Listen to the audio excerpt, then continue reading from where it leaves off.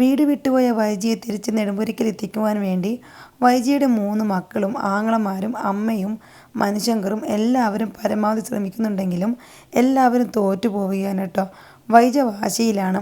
അലീന ഇനി ആ വീട്ടിൽ നിന്നും ഇറങ്ങിയാൽ മാത്രമേ വൈജ തിരിച്ചു പോക്കുള്ളൂ എന്ന് പറഞ്ഞ് അലീനയാണെങ്കിൽ മനസ്സുകൊണ്ട് തയ്യാറെടുത്തിരിക്കുകയാണ് പോകുവാൻ വേണ്ടി. വൈജ കൊല്ലംപള്ളിയിൽ വെച്ച് അലീനയെ ഒരുപാട് അപമാനിക്കുകയാണ് കേട്ടോ. ഈ നാശം പിടിച്ചവൾ കാരണമാണ് എൻ്റെ ജീവിതം ഇങ്ങനെയായത്. ഇത്രയൊക്കെ കണ്ടിട്ട് നിനക്ക് സമാധാനമായില്ലേ? ഇനിയെങ്കിലും നിനക്കൊന്ന് പോയിക്കൂടെ? എൻ്റെ മക്കളെ ഓർത്തൊന്ന് എനിക്ക് പോയിക്കൂടെ? അവർ നോക്കിക്ക് എന്തുമാത്രം വിഷമിക്കുന്നു ഞാൻ തിരിച്ചു വരാത്തത് കൊണ്ട്. എനിക്കൊന്ന് പോയിക്കൂടെ എന്നൊക്കെ പറഞ്ഞ് ഒരുപാട് അപമാനിക്കുകയാണ്. പക്ഷേ അലീനയെ അപമാനിക്കുന്നതൊക്കെ മക്കൾ തടയാൻ ശ്രമിക്കുന്നുണ്ടെങ്കിലും ആർക്കും അതിന് കഴിയുന്നില്ല കേട്ടോ. മനു ആണെങ്കിൽ നിസ്സഹായനായി നോക്കി നിൽക്കുന്നൊരവസ്ഥയാണ്. മനുവിന് ചങ്ക് പടഞ്ഞു പോവുകയാണ് അലീനയെ അത്രമാത്രം അപമാനിക്കുമ്പോൾ. വൈജയുടെ കൂടെ കമലയും കൂടുകയാണ് അലീനയെ അപമാനിക്കാൻ. നിനക്ക് എൻ്റെ വീട്ടിൽ കയറി എൻ്റെ മകൻ്റെ ഭാര്യയെ ജീവിക്കാൻ കഴിയുമെന്ന് തോന്നുന്നുണ്ടോടി? അതൊരിക്കലും നടക്കില്ല. എനിക്ക് നാണമില്ലേ എൻ്റെ മകനെ കയറി പ്രേമിക്കാൻ വേണ്ടി? ഒരു വേലക്കാരി സ്ഥാനത്ത് നിൽക്കണം. നല്ല പുളിങ്കുമ്പ് നോക്കി പിടിച്ചിരിക്കുകയാണല്ലോ എന്നൊക്കെ പറഞ്ഞ് ഒരുപാട് അപമാനിക്കുകയാണ് കമല. അങ്ങനെ വൈജയുടെ മക്കൾ വൈജയെ തിരിച്ച് കൂട്ടിക്കൊണ്ട് പോവാനാവാതെ വിഷമിച്ച് തിരിച്ചു പോവുകയാണ് കേട്ടോ. വണ്ടിയിലിരുന്ന് അവർ പരസ്പരം ഒന്നും സംസാരിച്ചില്ല. അങ്ങോട്ട് പോയ സന്തോഷമൊന്നും അവർക്ക് തിരിച്ചു വന്നപ്പോൾ ഉണ്ടായില്ല. അവർക്ക് കുറച്ചെങ്കിലും പ്രതീക്ഷയുണ്ടായിരുന്നു 3 മക്കളും കൂടി ഒന്നിച്ച് വിളിക്കാൻ പോയ അമ്മ വരുമെന്ന്. പക്ഷേ ഇനി എന്തൊക്കെ പറഞ്ഞാലും അമ്മ വരില്ല, രക്ഷയില്ല എന്ന് അവർക്ക് മനസ്സിലായി. അലീനയും ബബിതയും രോഹിത്തും കൃഷ്ണജയും വീട്ടിലെത്തിയപ്പോൾ ബാലചന്ദ്രൻ സിറ്റൗട്ടിൽ ഇരിപ്പുണ്ടായിരുന്നു. ബാലചന്ദ്രൻ അറിയാമായിരുന്നു മക്കൾ തോറ്റ് തിരിച്ചു വരേണ്ടി വരുമെന്ന്. അവർ 4 പേരും വണ്ടിയിൽ നിന്നും ഇറങ്ങി പരസ്പരം ഒന്നും മിണ്ടാതെ അകത്തേക്ക് കയറിപ്പോയി. അലീന നേരെ അടുക്കളയിൽ ചെന്ന് എല്ലാവർക്കും നാരങ്ങ വെള്ളം എടുത്തു. എല്ലാവർക്കും നാരങ്ങ വെള്ളം കൊടുത്ത് അലീന പറഞ്ഞു, ഞാൻ ഇവിടെ നിന്ന് പോവുകയാണ്. ഇനി എന്നെ ആരും തടയരുത്. അപ്പോൾ ബാലേന്ദ്രൻ പറഞ്ഞു, പോകാൻ വരട്ടെ. ഞാൻ തന്നെ നിന്നെ കൊണ്ടാക്കാമെന്ന് പറഞ്ഞിട്ടില്ലേ? ഞാൻ പറയുന്നത് വരെ നീ ഇങ്ങോട്ട് പോവരുത്. അലീന ചേച്ചിയെ എങ്ങോട്ടാണ് കൊണ്ടുപോകുന്നതെന്ന് മക്കൾ 3 പേരും ചോദിച്ചു. അപ്പോൾ ബാലേന്ദ്രൻ പറഞ്ഞു, ഞാൻ പറയാൻ സമയമായിട്ടില്ല എന്ന് പറഞ്ഞ് ബാലേന്ദ്രൻ റൂമിലേക്ക് കയറിപ്പോയി. അലീന ബാലേന്ദ്രത്തിനെ നോക്കി നിന്നു. അച്ഛൻ എന്തോ കാര്യമായിട്ട് മനസ്സിൽ കരുതിയിട്ടുണ്ട്. എന്നെ എവിടേക്കായിരിക്കും കൊണ്ടുപോകുന്നത്? എന്താ ഇതുവരെ എന്നോട് പറയാത്തത്? അച്ഛനെല്ലാം എന്നോട് പറയുന്നതാണല്ലോ. മനു അലീനയെ ഫോൺ ചെയ്തു. മനു സോറി പറയുകയാണ് അലീനയോട്. മനുവിൻ്റെ അമ്മ അലീനയെ ഒരുപാട് അപമാനിച്ചു. അലീന പറഞ്ഞു, ഞാൻ എന്തായാലും പോവുകയാണ് മനുവേട്ടാ. എനിക്കിനി ഇവിടെ നിൽക്കാൻ കഴിയില്ല. ഞാനിവിടെ നിന്നാൽ ഇനി പ്രശ്നങ്ങൾ കൂടുകയുള്ളൂ. മേഡം ഇല്ലെങ്കിൽ കോടതിയിലേക്ക് പോകും. കോടതിയിൽ പോയാൽ ഞാനും ഈ കുട്ടികളും അച്ഛനും എല്ലാവരും കോടതിയിൽ കയറേണ്ടി വരും. അതുകൊണ്ട് ഞാൻ തീരുമാനിച്ചിരിക്കുകയാണ്. അപ്പോൾ മനു ചോദിച്ചു, അതിന് ബാലേന്ദ്രൻ അങ്കിൾ നിന്നെ സമ്മതിച്ചോ പോകുവാൻ വേണ്ടി? സമ്മതിച്ചു എന്ന് പറയുകയാണ്. അത് കേട്ടപ്പോൾ മനുവിന് ആകെ സങ്കടമായി കേട്ടോ.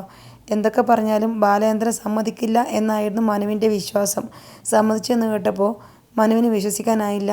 നീ എങ്ങോട്ടാണ് പോകുന്നത് അലീന? നീ ഒരു കാര്യം ചെയ്യ്, എൻ്റെ കൂടെ എറണാകുളത്തിന് വാ.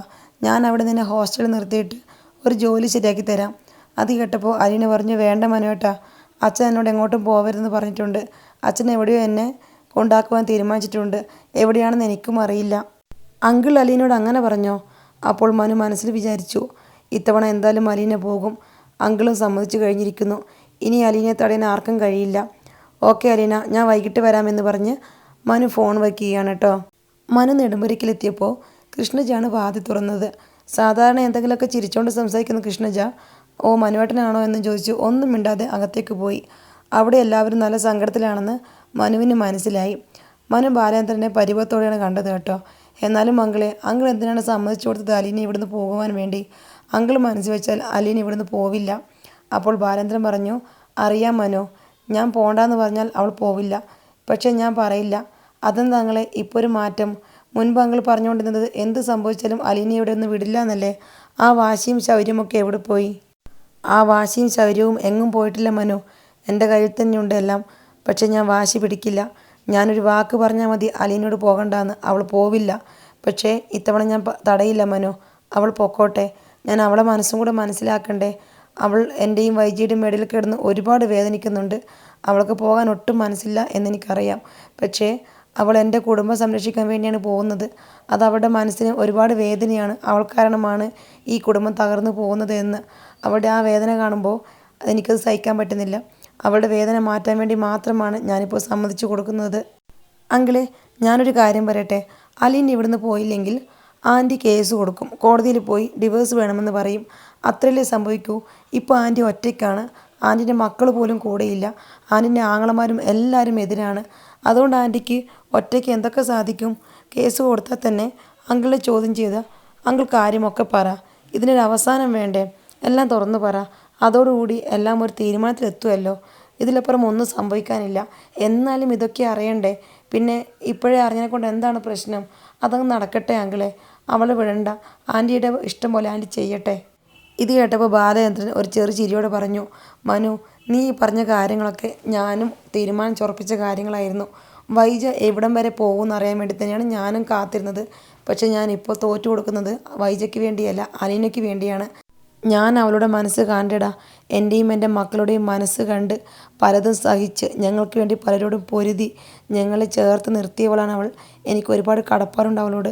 അവളുടെ മനസ്സ് കാണാതെ പോയിക്കഴിഞ്ഞാൽ എന്നോട് ദൈവം പോലും പൊറുക്കില്ല. എൻ്റെയും വൈജിയുടെയും ഇടയിൽ കിടന്ന് അവൾ ഒരുപാട് വിഷമിക്കുന്നുണ്ട്. അവൾ കാരണമാണല്ലോ ഞങ്ങൾ തമ്മിൽ പിരിയേണ്ടി വരുന്നത് എന്നോർത്തിട്ട്. ആ വിഷമം അവൾക്കുണ്ടാവാൻ പാടില്ല. അതുകൊണ്ട് അവൾ രക്ഷപ്പെട്ടു പോയിക്കോട്ടെ. എന്തൊക്കെ പറഞ്ഞാലും അവളുടെ സ്വന്തം അമ്മയല്ലടാ വൈജയന്തി.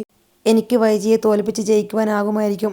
പക്ഷേ അവൾക്ക് അവളുടെ സ്വന്തം അമ്മയെ തോൽപ്പിക്കാൻ ഒരിക്കലും കഴിയില്ല. 24 വർഷങ്ങൾക്ക് ശേഷമാണ് അവൾക്ക് അവളുടെ അമ്മയെ ഒരുന്നൊക്കെ കാണാൻ കഴിഞ്ഞത്. അവൾ കണ്ടിട്ട് പൊക്കോട്ടെ. എനിക്കത് മതി. ഇനിയും ഞാൻ അവളെ തളച്ച് നിർത്തിയാൽ അതെൻ്റെ സ്വാർത്ഥ താല്പര്യത്തിന് വേണ്ടി അവളോട് കാണിക്കുന്ന അനീതിയായി പോവും. ഒരുപാട് വേദനയുണ്ട് അലീന ഇവിടുന്ന് പോകുമ്പോൾ. എൻ്റെ ശരീരം തളരുന്നത് പോലെ തോന്നുന്നുണ്ട്. ഞാനും മക്കളും ഇത്രയും നാൾ നല്ല വെളിച്ചത്തിലായിരുന്നു. അലീന എന്ന വെളിച്ചത്തിൽ. അവളിനി ഇവിടുന്ന് പോയാൽ വീണ്ടും ഞങ്ങൾ ഇരുട്ടിത്തപ്പി നടക്കണം. ബാലേന്ദ്രൻ പറയുന്നതിൽ കാര്യമുണ്ടെന്ന് മനുവിനും തോന്നുകയാണ് കേട്ടോ. മനു ഒന്നും മിണ്ടാതെ മുഖം താഴ്ത്തി നിന്നു. എന്നാൽ ശരി അങ്കിളെ, അങ്കിള് പറഞ്ഞതുപോലെ നടക്കട്ടെ. എന്തായാലും എന്നെങ്കിലും ഒരു ദിവസം ആൻറ്റി സത്യമൊക്കെ അറിയുമല്ലോ. അതുവരെ നമുക്ക് വെയിറ്റ് ചെയ്യാം. അതൊക്കെ പോട്ടെ, അങ്കിൾ എങ്ങോട്ടാണ് അലീനയെ കൊണ്ടുപോകുന്നത്? അലീന പറഞ്ഞു അങ്കിളിനെല്ലാം അറിയാമെന്ന്. എന്നോടും കൂടെ പറഞ്ഞൂടെ? എടാ മനു, അതിപ്പോൾ നിന്നോട് പറയാൻ കഴിയില്ല. ഞാൻ നിന്നോട് പറയും. നിന്നോട് മാത്രമേ ഞാൻ പറയുള്ളൂ. സമയമാവട്ടെ എന്ന് ബാലേന്ദ്രൻ പറഞ്ഞു. എങ്കിൽ ശരി അങ്കിളെ, ഞാൻ പോവുകയാണെന്ന് പറഞ്ഞ് മനു അലീനയും കണ്ടു പോവുകയാണ് കേട്ടോ. രാത്രിയായപ്പോൾ ബാലചന്ദ്രന് സ്റ്റാൻലിയുടെ കോള് വന്നു. സ്റ്റാൻലിയുടെ കോള് കണ്ടതും ബാലചന്ദ്രന് ആകെ ടെൻഷനാവുകയാണ്. എന്തായിരിക്കും സ്റ്റാൻലിക്ക് പറയാനുള്ളത്? അലീനയെ സ്വീകരിക്കുമെന്നോ സ്വീകരിക്കില്ല എന്നോ? എന്തുതന്നെയായാലും തനിക്ക് വളരെയധികം വിഷമമുള്ള കാര്യമാണ് എന്ന് ബാലചന്ദ്രൻ ചിന്തിച്ചു. സ്റ്റാൻലി അവളെ സ്വീകരിക്കാൻ തയ്യാറായാൽ എത്രയും പെട്ടെന്ന് അലീന ഇവിടുന്ന് പോകും. അത് തനിക്ക് താങ്ങാവുന്ന കാര്യമല്ല. സ്വീകരിക്കാൻ തയ്യാറായില്ലെങ്കിൽ അവളെ മറ്റൊരിടത്തേക്ക് മാറ്റണം. ഇനി എങ്ങോട്ടാണ് അവളെ മാറ്റുക? സുരക്ഷിതമായ സ്ഥലത്തേക്ക് മാറ്റം തോർക്കുമ്പോൾ അതും സങ്കടമാണ്. രണ്ടും കൽപ്പിച്ച് ബാലചന്ദ്രൻ സ്റ്റാൻലിയുടെ ഫോൺ എടുത്തു. സ്റ്റാൻലി പറഞ്ഞു, ബാലേന്ദ്ര മനസ്സിലായില്ലേ? ഞാൻ സ്റ്റാൻലിയാണ്. മനസ്സിലായ സ്റ്റാൻലി, പറഞ്ഞോളൂ. ഞാൻ ഒരുപാട് ആലോചിച്ചു. എനിക്കെൻ്റെ മകളെ വേണം.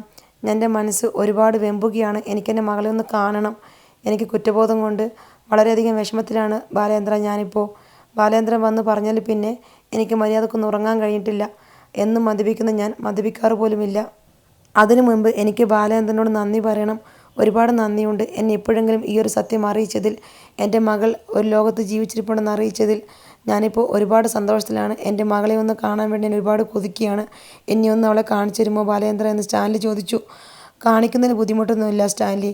പക്ഷേ എനിക്കൊരു നിർബന്ധമുണ്ട്. നിങ്ങളുടെ മകൾ നിങ്ങളെ കാണുമ്പോൾ അവൾ അറിഞ്ഞിരിക്കണം നിങ്ങളാണ് അവളുടെ അച്ഛനെന്ന്. അത് നിങ്ങൾ തന്നെ തുറന്നു പറയുകയും വേണം. ഞാൻ അവളോട് പറയില്ല. നിങ്ങൾ അവളെ മകളായി അംഗീകരിക്കണം. എങ്കിൽ മാത്രമേ നിങ്ങൾക്ക് നിങ്ങളെ മകളെ കാണാൻ പോലും ഞാൻ അനുവദിക്കുകയുള്ളൂ എന്ന് സ്റ്റാൻലിയോട് ബാലേന്ദ്രൻ പറയുകയാണ്. ഞാൻ പറയും ബാലേന്ദ്ര. പറയുക മാത്രമല്ല, ഞാൻ അവളെ മകളായി സ്വീകരിക്കുകയും ചെയ്യും. അവളിനി എൻ്റെ കൂടെ ജീവിക്കും. എനിക്കെൻ്റെ മകളെ വേണം. എങ്കിലും എനിക്ക് നാളെ ഒന്ന് അവളെ കാണിച്ചു തരുമോ? ഞാൻ അത്രമാത്രം അവളെ കാണുവാൻ ആഗ്രഹിക്കുന്നു. ഒഴിവ് പറയരുത് ബാലേന്ദ്ര. എനിക്ക് അവളുടെ ശബ്ദമൊന്ന് കേൾപ്പിച്ചു തരുമോ ബാലേന്ദ്ര? അവൾ അടുത്തുണ്ടെങ്കിൽ ഒന്ന് ഫോൺ കൊടുക്കൂ എന്ന് സ്റ്റാൻലി ബാലേന്ദ്രനോട് ചോദിക്കുകയാണ്.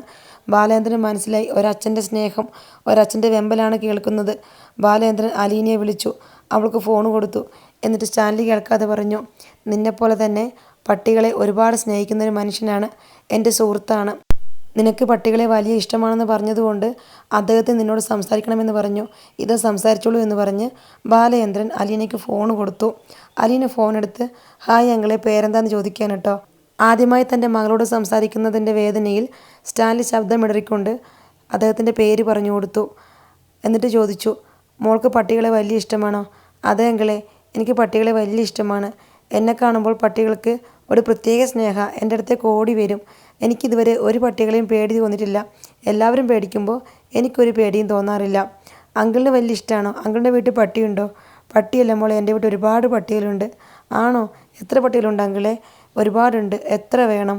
10-20 പട്ടികളുണ്ട് എൻ്റെ വീട്ടിൽ. അയ്യോ, അത്രയും ഉണ്ടോ? എങ്കിലും എനിക്കൊന്ന് കാണണമല്ലോ. അതിനെന്താ, മോള് വന്ന് കണ്ടോ? അച്ഛൻ്റെ കൂടെ വന്ന് കണ്ടോളൂ എന്ന് പറയുകയാണ്. എന്നാൽ ഞാൻ തീർച്ചയായും വരും അങ്കിളെ, അച്ഛൻ്റെ കൂടെ ഞാൻ വന്ന് കാണാം. ഇത് കേട്ടപ്പോൾ എനിക്ക് കാണാൻ ഒരുപാട് കൊതിയാകുന്നു എന്ന് പറയുകയാണ്. എങ്കിൽ ഞാൻ അച്ഛന് ഫോൺ കൊടുക്കട്ടെ എന്ന് പറഞ്ഞ് അലീന അവിടെ നിന്ന് പോയി. ഫോണ് കയ്യിൽ കിട്ടിയ ബാലചന്ദ്രൻ സ്റ്റാൻലിയോട് ഹലോ എന്ന് പറഞ്ഞപ്പോൾ സ്റ്റാൻലിയുടെ ഭാഗത്തു നിന്നും റിപ്ലൈ ഒന്നും ഉണ്ടായില്ല. ബാലചന്ദ്രന് മനസ്സിലായി സ്റ്റാൻലി നെഞ്ചുപൊട്ടി കരയുകയാണെന്ന്. ആദ്യമായിട്ടാണ് അദ്ദേഹം തൻ്റെ മകളുടെ ശബ്ദം കേൾക്കുന്നത്. അതിൻ്റെ വിഷമത്തിലായിരിക്കും.